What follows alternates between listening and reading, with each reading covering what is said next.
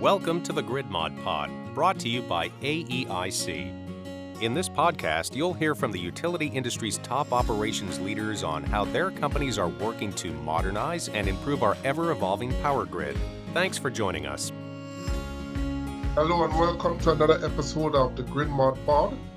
I'm your host, Francis Frank, and I have my guest, who is well known, Dr. Elizabeth Cook, with me. And today's episode, we'll be doing something from the AEIC Center of Excellence, and today's episode is specifically on data centers. Recently, the AEIC Center of Excellence had a workshop on data centers. So we'll start. Dr. Cook, welcome. And if you don't mind, share with us something about that event, and then we'll get into some questions. Yeah. So thank you, Francis. Thanks for the opportunity to allow me to answer some of the questions and kind of turn the table on the podcast.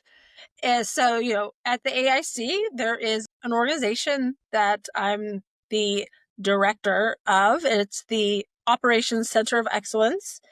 It has stood up to help create additional forums and workshops for the AIC membership to come together and really talk about the topics that are critical at the moment, discuss best practices, guidelines, and really use the strength of the AIC membership as a whole, the network, the discussions, and create that open, transparent conversations. And so the last workshop we had, as you said, was around data centers and really kind of around the best practices and guidelines and what is happening in the various spaces of our grid and how can we as an industry understand and communicate effectively the needs of this new customer that is rapidly coming on board across really all parts of the grid. It was well attended. We had 29 attendees, which we like to keep within 30 to keep the conversations fluid and open, and representing 23 utilities. And so I think, I just wanted to come on here and have the opportunity to answer some of the questions that I think a lot of the external stakeholders, as well as internal stakeholders of this, set of challenges that are coming to be based on the massive amount of energy that is now being requested of the grid. There's a lot there. We probably can't get through it all here in our session, but I look forward to kind of sharing what I learned and talking with you today. Well, yes, and I appreciate you sharing your wealth of knowledge in the space, and it's always a pleasure to speak to you and to host an episode with you. So my first question, how can utilities better balance the need for grid reliability with the rapid growth and the evolving energy demands of the data centers, especially the rise of AI and high performance computing? Right. So kind of the question of the moment, maybe the year, maybe the decade. There is a heightened focus on the bulk electric grid.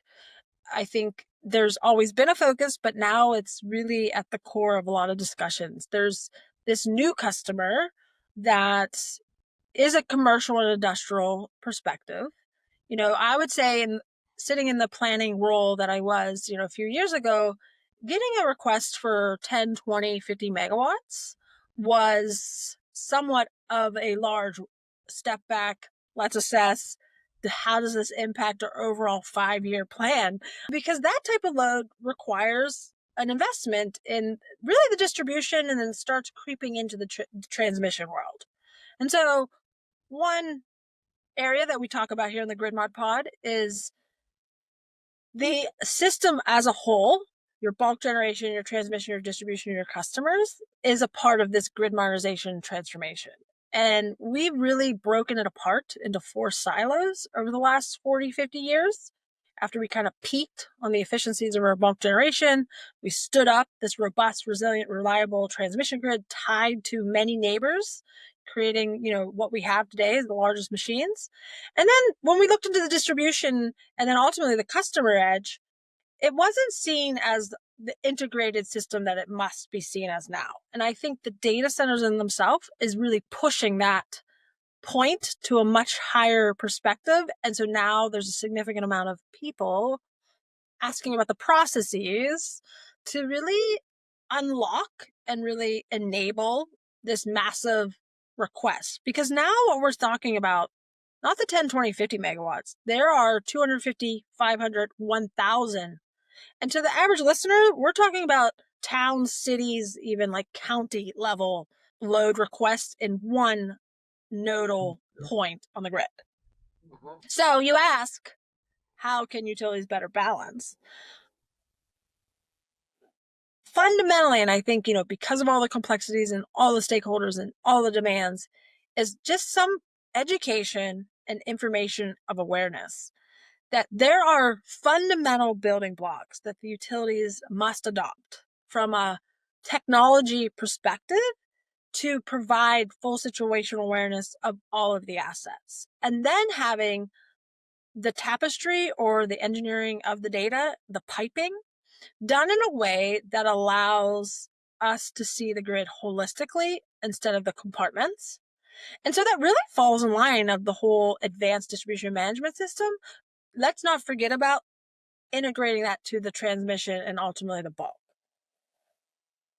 So in essence, we must deploy the sensoring and the measuring, the technology and devices that can gather the data, gather the information, bring it back, and see the system holistically to start doing real-time data analytics, which is much different than what we're doing today. And I think that's really hard because everyone's like, well, we do real time. We dispatch our generation and our transmission. But what we're talking about is a very much more granular, and that requires fundamental investments in the IT infrastructure, the data sensing space, and really evolving the workforce of this new talent that needs to exist in cahoots. I don't know if that's not the right word. In synergistic, when you have comrade 1 and 2, data analytics and science engineer expert with the operational expertise, like lockstep and foot. That maturity and partnership, I think, is key to really helping utilities as a whole. And I know I'm staying high level, but I think we forget about those fundamentals to really open up the capability of the existing grid while we build out the massive amount of infrastructure required to unlock the grid. Did I skirt the answer? But I think I teed us up for some other questions. No, you definitely did because you said something there, and I thought of clean energy, right? Because with all this demand and for energy, you mentioned some demand in one building and sometimes cities or even a town or so. But there's also the clean energy aspect of it. So how can we ensure that this expansion of the data centers and the necessary grid infrastructure is done sustainably enough, considering that demand for clean energy?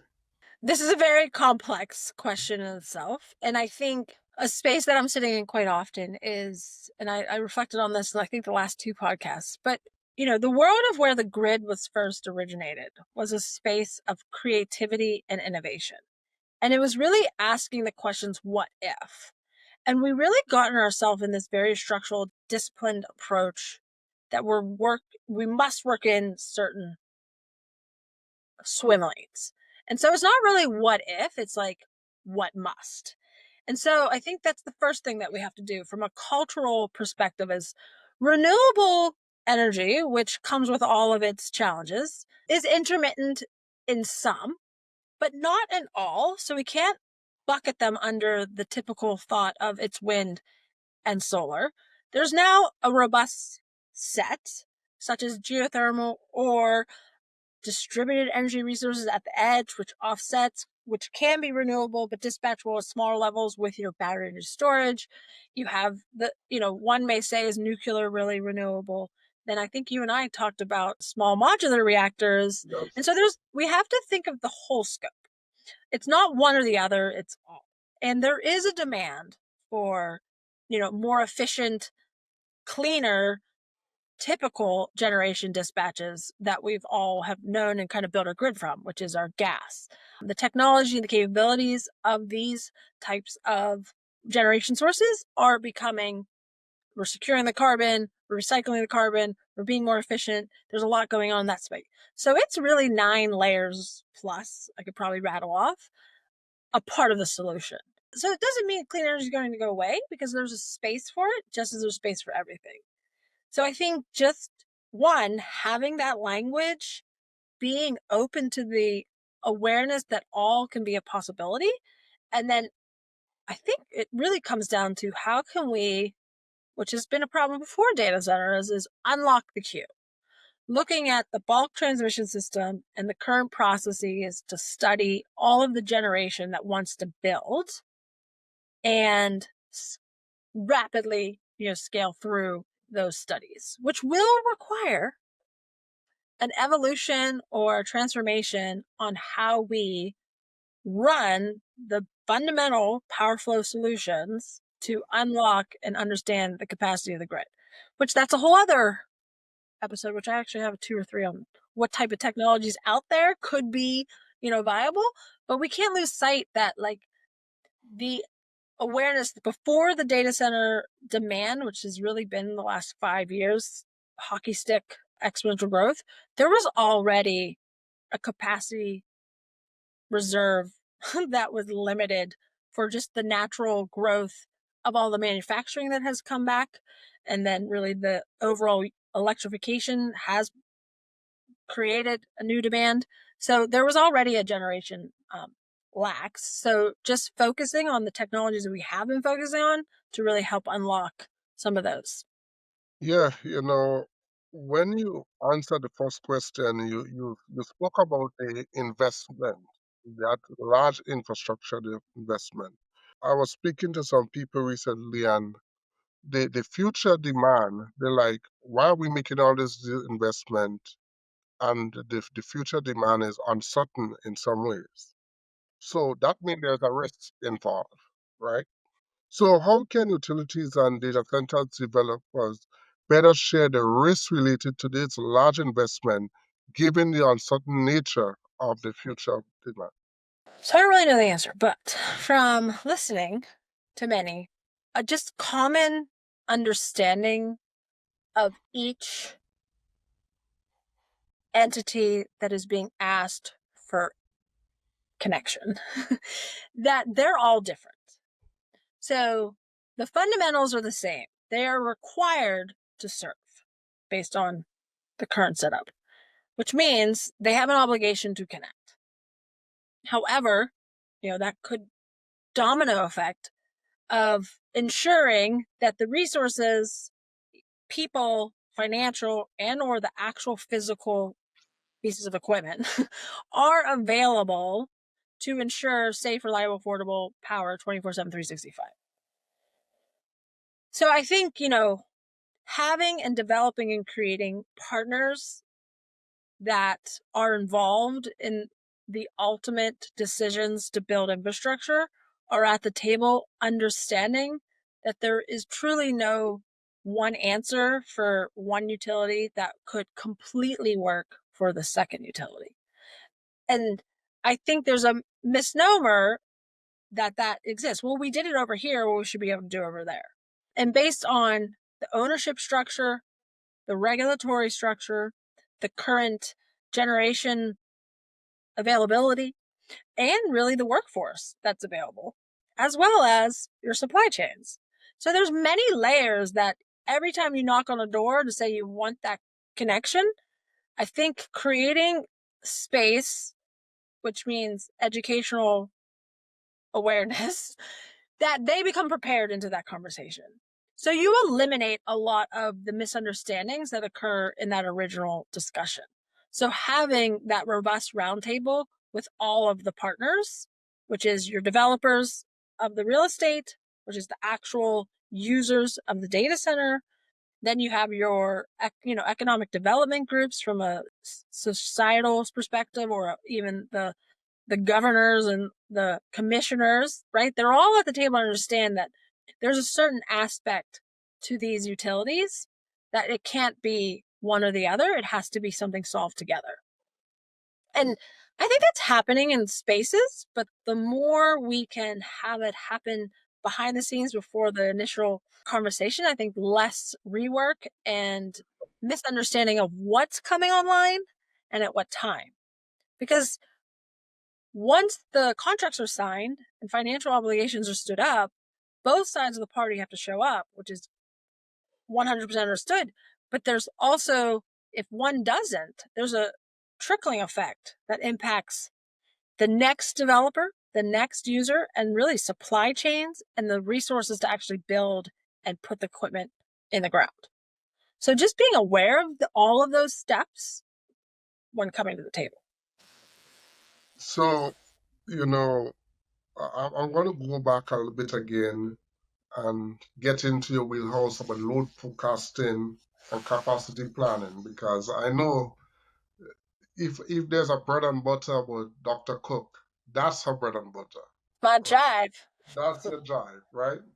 So how can AI and machine learning be used to leverage and improve load forecasting and capacity planning for data centers and the grid? Being a system planner from the beginning and dealing with, several utilities during my consulting days and then actually running the planning organization. Once you start getting into the motions, you will lose sight, unless you continue to ground yourself, that what you're planning for is a forecast. And those forecasts require a significant amount of insight and data from many resources. And so if we think about our industry, it really was created at first to serve one, and then realized from economies of scale you can serve many, and therefore very quickly having the ability to predict customer needs became a part of our industry. For about 80 plus years, that prediction was quite simple. And it was growth of towns, cities, counties, economic development that would bring in, and you can put those numbers into a spreadsheet and you can quantify and predict. Really about 20 years ago, and especially like around smart meters and the importance of them, is like an understanding of the edge to better inform the utility to plan. But that gap actually, I don't think ever successfully merged, because there was this discontent of the customer wanting the utility to know. But fundamentally, if they didn't have the data, their predictions could be off, and therefore it would trigger a cascading, oversight of what is needed and what's not. I can get in the weeds real quick here, but I just kind of ground, like you're sitting looking at the grid and ABC is utilized 1, 2, 3, and you have a set of data that has always been thorough and consistent. So it's easy to go 1, 2, 3 plus 1, 2, 3. We need ABC plus 1, 2, 3. Along comes distributed energy resources, which now starts to create this fluctuation of the edge that makes it less predictable, as well as the capability to off-site large amounts of load from a microgrid perspective. We don't see much of it, but the phenomenon, the feasibility of it is. And then you have your bulk generation that is retiring and coming on, and you have their intermittency. So now you have, I just listed like 5 dynamic variables that came into the lap of the forecasting gurus. And the only way to make that better is to have access to more data, even if you are a human or a machine. And so I think we lose sight that like AI driven models and or advanced data analytics need access to an increased amount of data. And it may not be the typical data that we think of. It could be, extreme weather conditions. It could be the growth of trees. It could be, many data sets that are outside our typical swim lanes are now becoming a part of making accurate forecasts. And so that's where the beauty of where AI can help and where advanced analytics can help, because it's really difficult for a human mind to do those calculations with a pencil and paper or even Excel spreadsheet. So I think the transitional gap is the misunderstanding of the fundamentals that are required to set up those building blocks to really pull the data sets in, cleanse them, connect them, and then start creating predictions.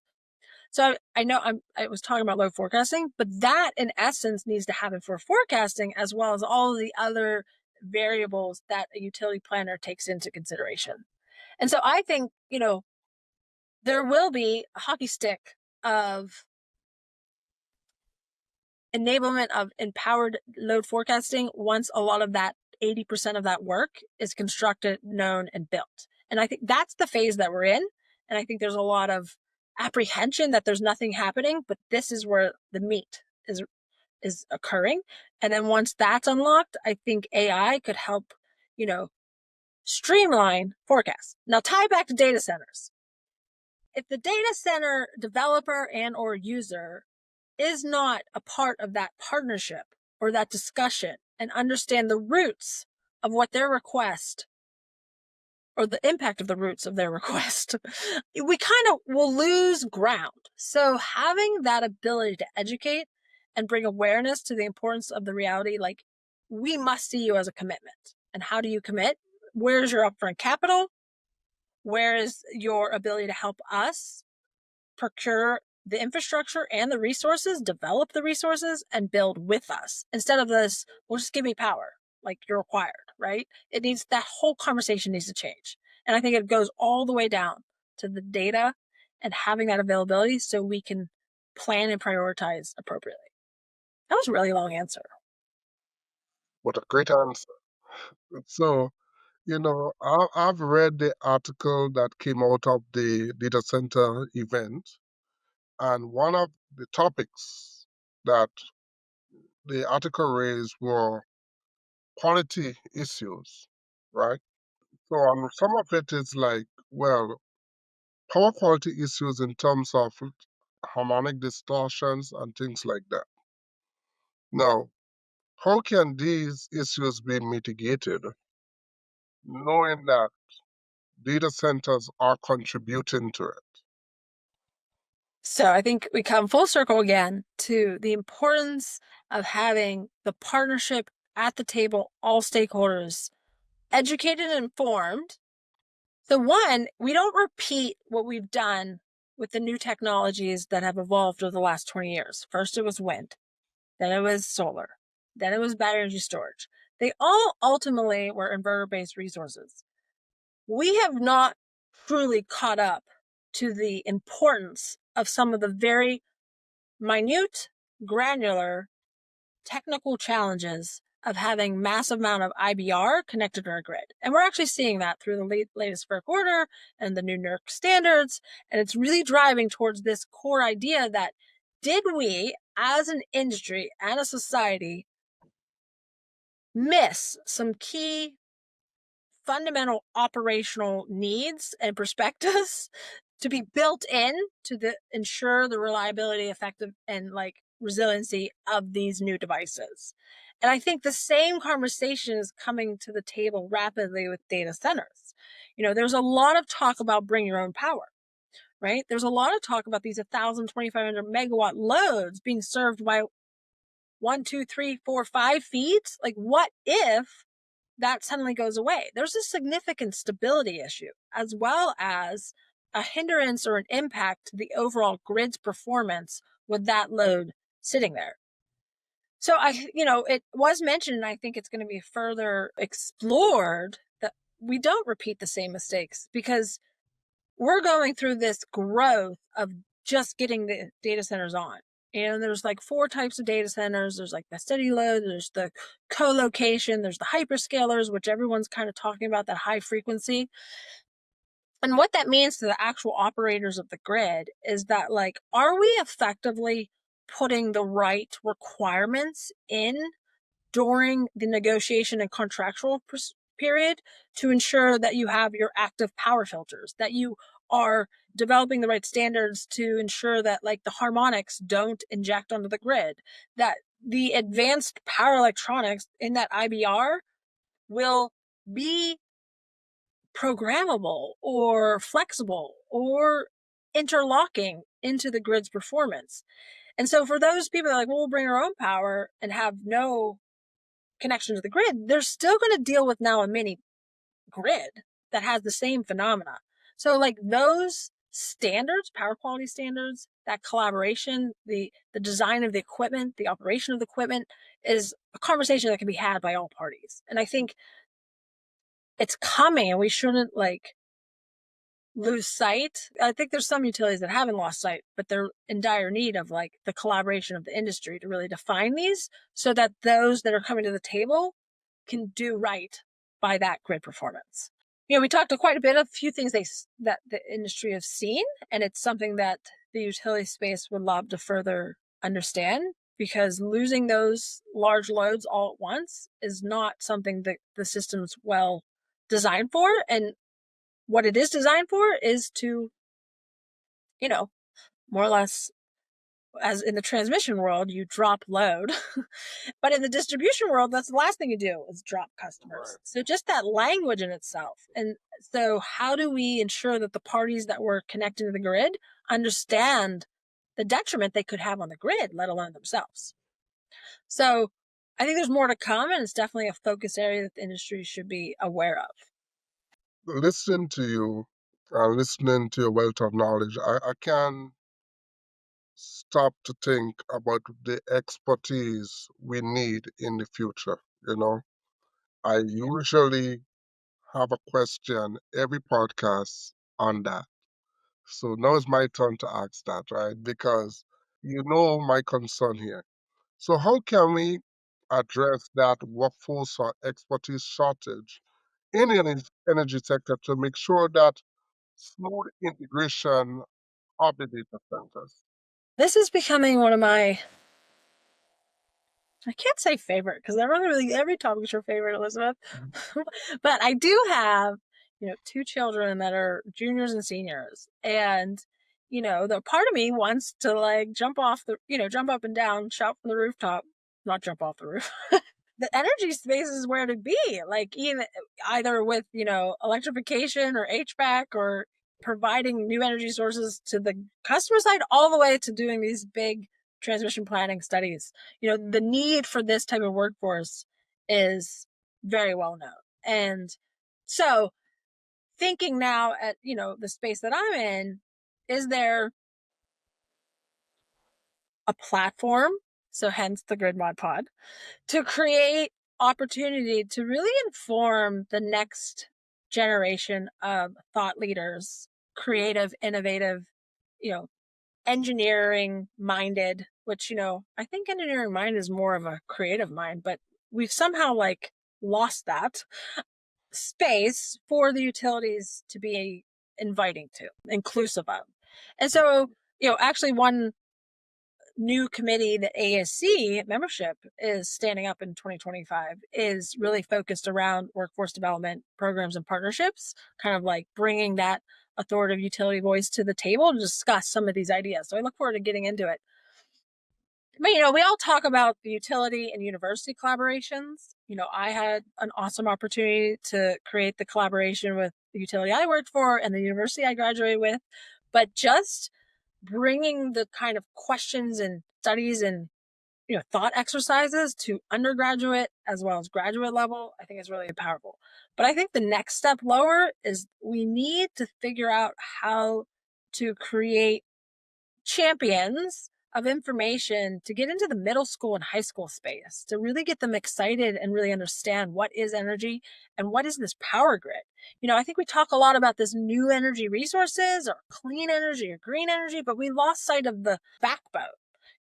This grid in itself must be here as we transform into whatever reality. So creating, internships or apprenticeship programs as well with our tech trades, but also creating like mentoring or leadership sponsored STEM organizations with your local communities, which, I think a lot of utilities are doing it, but like really a strong focus on why that's needed, because I think a lot of learning happens within the utility. So the key is, how do we get them excited and engaged to come into the utility and then create that learning? Like, when does the learning begin?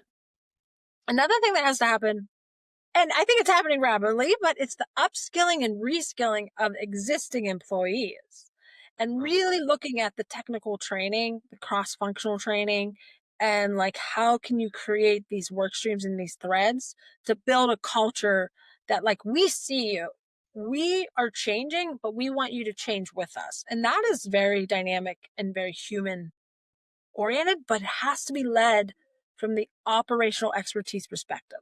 Because I think if we lose the connection of the importance, we're serving the lifeline to our local communities. Like that whole like language needs to be like reinserted. And I think I've said this a couple times, but like AI seems really scary, I think, to like the next generation, even to like those that are in it, right? And really just leaning in and doing our due diligence to figure out what does that mean when we say it? And is there ways that we can start empowering, embracing, and identifying already existing eager employees that kind of already have some of the skill sets and let them go? Like give them the opportunity to play with it, create it, and move it.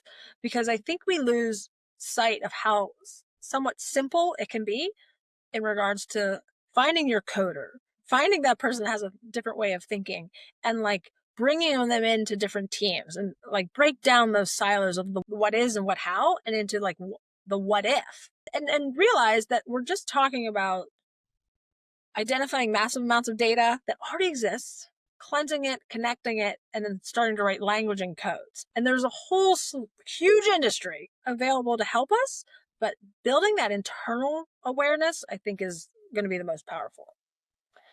And I can keep on going, but as you can see, like this is a space that we got to lean in on, because I think the biggest hindrance right now, well, there's actually probably many. One of the bigger is this misunderstanding of what it would take to create this data strategy framework to unlock the existing capacity of the grid to then prioritize and then start executing projects. So having that data integration mindset and those engineers and scientists in-house or partnered with will be incredibly valuable. Yeah, I remember being the guest on the Grid Mod pod, and I spoke at length about that, right? The opportunities that we have here in the utility space, that we need people to realize and be our champions, because we have the opportunities here that any large technology company got. And so it's nice to hear. And I keep having a question on workforce because it's dear to my heart. And I People will don't. say, and what I'm trying to say, like, there's many things that are needed, but teaching the systems within systems. So like, what are we teaching and training? It's literally like there's this big system and there's these components and you can be a part of it, but also remember how you're tied into it. Like that piece of training, information, awareness of the physical power grid. We have the grid, we have the opportunity, we have the workforce, but then we also have to think about the reality of climate change and all that comes with that, right? So how can we ensure that the grid infrastructure developed to support data centers, one, is resilient to ensure that we can combat climate change and other potential disruptions? I believe, the roots of the utilities has always been safe, reliable, affordable, now more recently, resilient based on all of these extreme weather conditions. Because the difference of reliability and resilient is reliability is building and designing and creating a grid that doesn't lose power, to simplify, where resilient is once it does lose power, how do you spring back up? The resiliency focus has been strong for 20 plus years. And then the last element of the 5 has been really sustainability, which brings in when we're doing this, are we doing it in a sustainable way, which has many layers to it, not just are you using clean and green and et cetera generation. There's multiple facets. So I guess the answer, I believe, is like bringing it back to the fundamentals, that baseline. We have an existing infrastructure that has been performing and doing its due diligence for 100 years. It is smart in its own way. We can make it smarter by having the sensoring, the measuring, and all of the various technologies available to bring the data back, create this dashboard of insight that we've never had before that will really trigger a whole slew of new ways of thinking of how to build out, prioritize, and enhance resiliency. So all I have to say is, I think we haven't not been building a resilient grid. And so data centers in themselves is just creating a much larger urgency to focus on our core principles. And it's easy to lose sight of that. So full situation awareness from the bulk generation, transmission, distribution to the customer.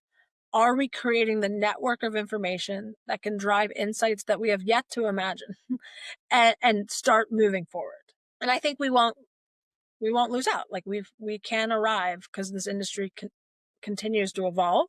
And now with just everything that we just talked about, being aware of it, creating the partnerships, having these open, transparent conversations at the forefront of the ask, creating educational content that allows them to be more intuitive and knowledgeable of their ask are all key indicators that can happen for the data center surge while the base performance, continues to be allowed and effective, which that's a whole other probably podcast. So, I have one last question. I look at it, and this question is really to figure out, okay, anything that will be different, anything that will change, anything that will help we in the utility industry and the data center developers, what are the challenges that can eliminate or cause this big movement to fail, right? So, from your experience, what emerging technologies or trends that could further complicate or alleviate these challenges for the data center integration into the grid? Francis. Now Those I are the understand. tough I questions. now I understand the phenomena of you didn't answer the question, because technically that was a loaded question with many questions. So I'm gonna pull. That's why I said it's the last question, right? Because it's one that you give an answer to that and then we could say goodnight. Well, one thread I'm gonna pull on, because I think we talked a lot about the challenges, and so just to reiterate, from the base conversation that a utility will have with someone asking for a large amount of energy, be it 10 megawatts to 1,000 megawatts. This triggers multi-team engagement internally, let alone externally. You will start with your customer partnership engagement team. It will then flow into your planning organization to determine feasibility, capacity, and options, to then your design team to draft and create and develop a very high level estimate, which then would trigger right into maybe the contracts and procurement space to confirm hey, original ask, it's going to be about this much with a certain risk tied into it. Now you have your procurement, your legal, and all of that engaged. Then okay, we sign it. Now we're buying stuff, we're storing stuff, we're designing further, we're cleaning up estimates, we're now hiring people. Here comes the supply, you're building it, you're connecting it, you're energizing it, and then you have to manage and operate it, right? That's a full, I think I listed maybe 9 or 10 teams, right? That will be engaged if you come to the table. That in itself should be better known so that the expectations of timelines, expertise needed, and the due diligence that should be done beforehand. So I kind of summarized that. So those are the challenges, and there's lots of challenges in there, and we can dive into each one of those, but I think it's going to take the reality of those that want to be a part of the data center transformation and make this feasible is having those mindset and leaders that can think of the whole system instead of trying to force and really break a significant amount, because then we're going to be rushing to like figure out, will the grid even stay running? In regards to the solutions, thank you for asking for that. And I think there's actually a cool report that's been making its way around our industry. I think it's from a Duke researcher that has shown that if we get ahead of understanding the distribution's capabilities from full situational awareness, current capacity, current design, current systems in place, which every utility is its own handprint. And every circuit or substation is like a thumbprint.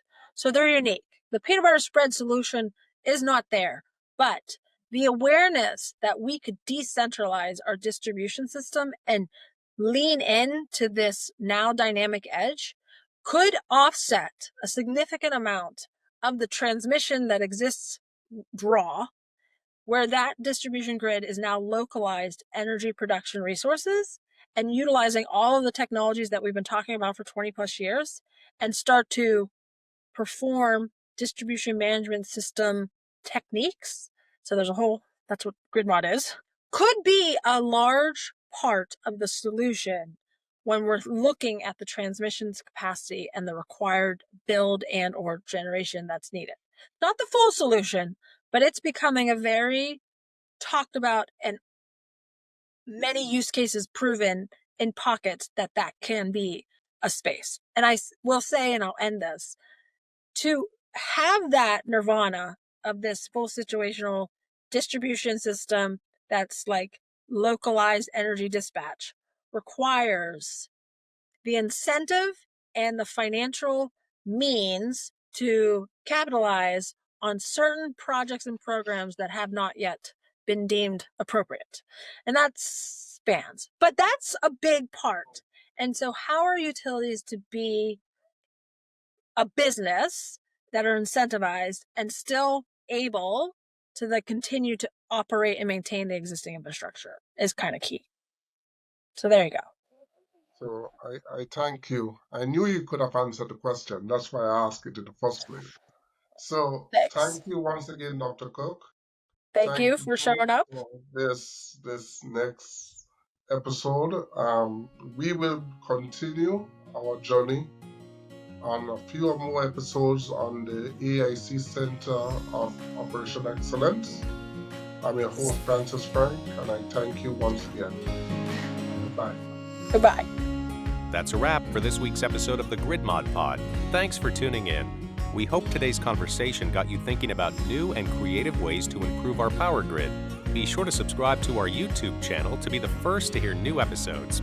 This podcast is brought to you by AEIC, the place where operations leaders come together to share knowledge and provide guidance to the electric utility industry. We'll be back with a new episode next week. Until then, keep powering on.